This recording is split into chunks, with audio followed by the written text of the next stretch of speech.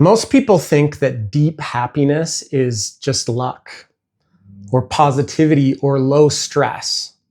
I'm a therapist, and 80 years of data says that that's wrong. These 5 non-negotiables are habits that the happiest people practice every day. You came for the clinical blueprint, so let's start with the most predictive habit. Habit number 1, they invest in close relationships on purpose. The happiest people are not the most social, they are the most intentional with their sociality. For over 80 years, one of the largest long-term studies on human happiness followed people across their entire lives. The strongest predictor of long-term happiness and health wasn't money, it wasn't IQ, and it wasn't success. It was the quality of their close relationships, warmth, trust, and reliability.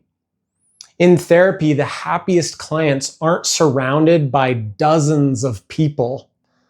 They have 2 or 3 people in their lives, and they consistently turn toward them. They repair, they check in, they share meals with those people. Connection isn't accidental, it's practiced. Schedule 2 15-minute connection reps this week. A walk, a call, a porch sit.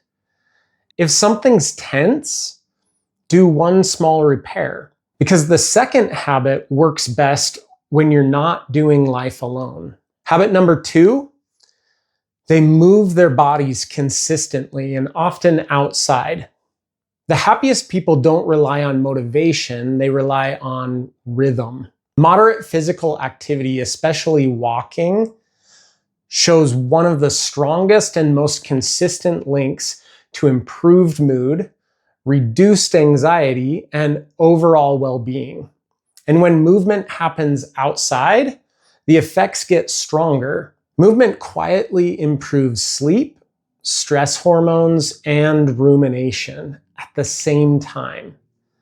That's why it's one of the fastest ways to shift baseline mood. 20 minutes, a brisk walk, 4 times a week, or 10 minutes after 2 meals per day. You get bonus points if 2 of those walks are outside. If this is already clicking, tap like. It helps this reach people who actually need it. Habit number 3, they protect sleep like it's mental health medication. Sleep isn't self-care, it's nervous system maintenance. Across decades of research, poor sleep is one of the most reliable predictors of anxiety, depression, and reduced life satisfaction. And here's the part people miss. Small improvements matter. I hear this all the time. My anxiety didn't disappear, but it stopped running my life. That's the power of even slightly better sleep. So do this tonight. Pick a fixed wake-up time. Then move bedtime to match that wake-up time. Add 20 to 30 minutes to dim and downshift. No productivity, just signal safety. Because habit 4 is where happiness really starts feeding back into itself. Habit number 4, they practice generosity in small, repeatable ways. Happiness spikes most reliably when attention moves away from the self. Pro-social behavior, giving time, attention, or money consistently increases happiness, especially when it's personal, quiet, and meaning-driven. Performative generosity actually drains people. Meaningful generosity restores them. The happiest people aren't martyrs, they're contributors. So do this week. 1 kindness deposit per day. A sincere message, a small favor, a tiny gift. No posting, no announcing. Habit number 5, they train attention toward gratitude without denial. Gratitude isn't pretending life is perfect. It's training attention.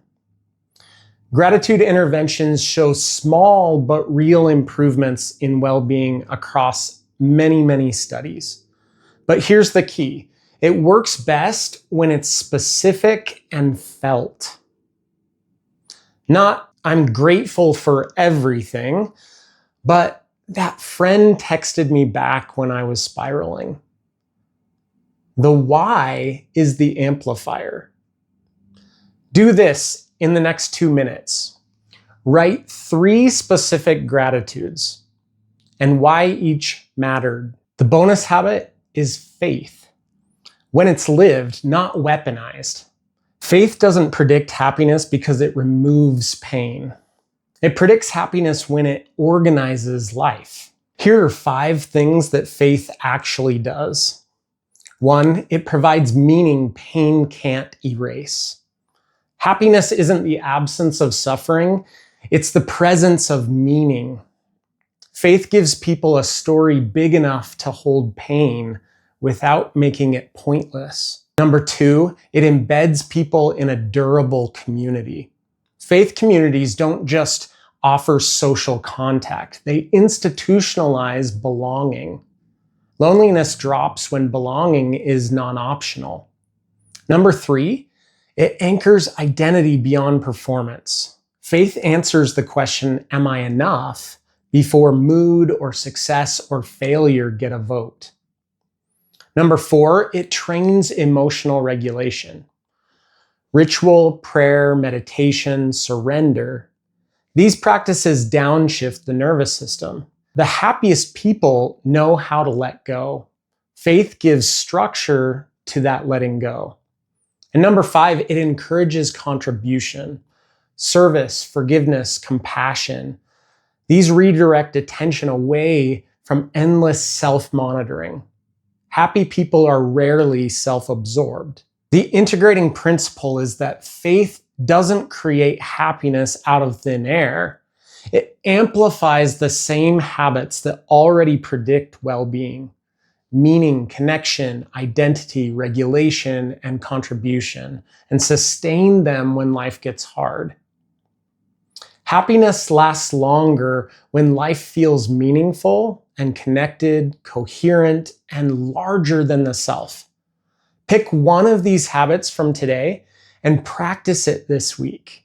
And if you want psychology that respects both science and the human soul, this is what we do here. I'll see you in the next one.